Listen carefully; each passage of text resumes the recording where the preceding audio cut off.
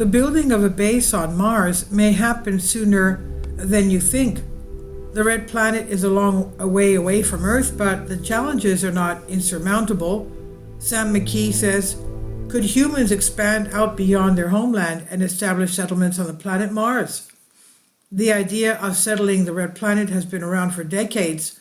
However, it's been seen by skeptics as a delusion at best and mere bluster at worst.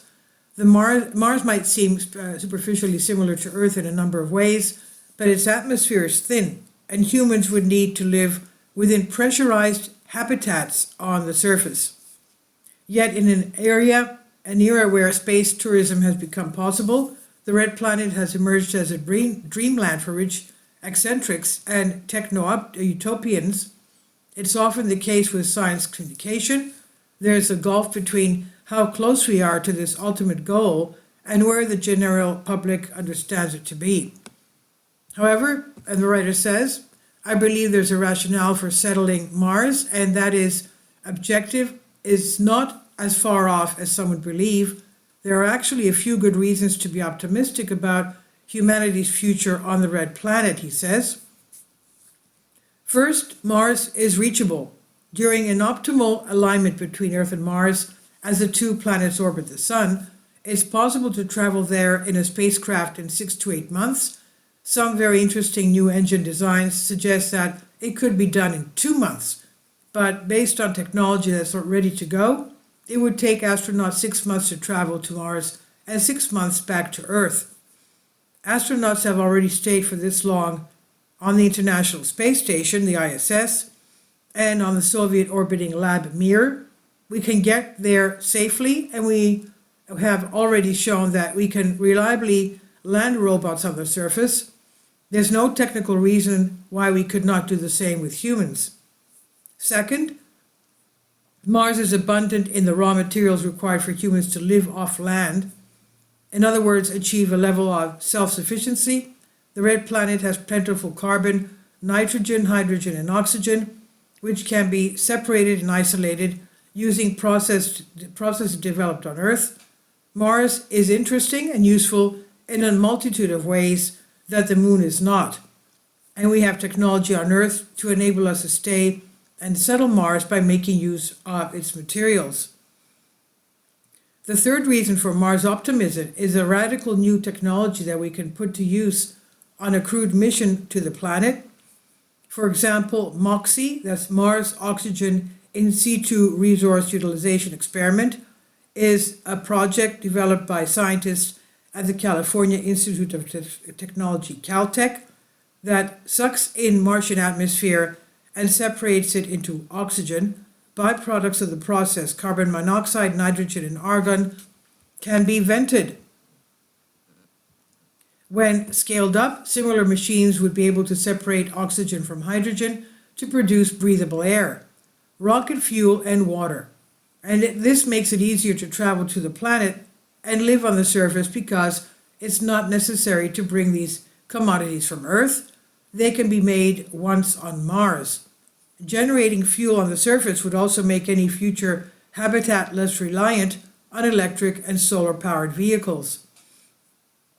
But how would we build the habitats for our Mars settlers? Space architect Melody Yashir has developed ingenious plans for using robots to 3D print the habitats, landing pads, and everything needed for human life on Mars. Using robots means that these could all be manufactured on Mars before humans landed. 3D printed homes have already been demonstrated on Earth. Volunteers have also spent time living in simulated Mars habitats here on Earth. These are known as Mars analogs. The emergency medicine Dr. Beth Healy spent a year overwintering in Antarctica, which offers many parallels with living on another planet, for her European Space Agency ESA, and communicates her experience regularly. She's not alone, as each year sees new projects in caves, deserts, and other extreme environments where long-term studies can explore the physical and psychological demands on humans living in such isolated environments. Finally, the Mars Direct Plan, devised by Dr. Robert Zubrin, has existed for more than 30 years and has been modified to account for modern technology as the private sector has grown. The original plan was based on using a Saturn V Saturn V rocket used for the Apollo mission in the 1960s and 70s to launch people. However, this can now be accomplished using the SpaceX Falcon 9 rocket and SpaceX Dragon capsule to carry crew members. Several uncrewed launches from Earth could ferry necessary equipment to Mars. These could include a vehicle for crew members to return on. This means that everything could be ready for the first crew once they arrived. For astronauts making the journey to Mars, radiation is the biggest problem. But using certain materials in the walls of the spacecraft or building a protective shield inside the vehicle could shield astronauts from high energy particles. Similar ideas could apply to 3D printed habitats on the Martian surface. Alternatively, settlers could live underground or in Martian caves. On Mars, there's a 24-minute communication delay with Earth. This means that Martians will need to be self-sustaining and less reliant on their homeworld from the beginning. And while this could pose challenges, they are not insurmountable. Elon Musk's Starship vehicle, which launches on the most powerful rocket ever built, could be a game changer. Starship is currently undergoing testing at SpaceX the facility in southern Texas. It's hard to overstate what a reliable Starship that has been cleared to carry humans could do for exploration of the Moon and Mars. Lower costs, higher payloads, and larger crews all make for a far more efficient program of lunar and Martian exploration. Yet even without it, everything we need to travel to Mars is currently available or in exciting late stages of development. There will not be a shortage of well-suited astronauts eager to go. And this is from The Conversation under Creative Commons by Sam McKee, Associate Tutor and PhD Candidate in Philosophy of Science, Manchester Metropolitan University, on Unexplained Mysteries. Please leave your comments and thank you for your support. Support my Patreon account.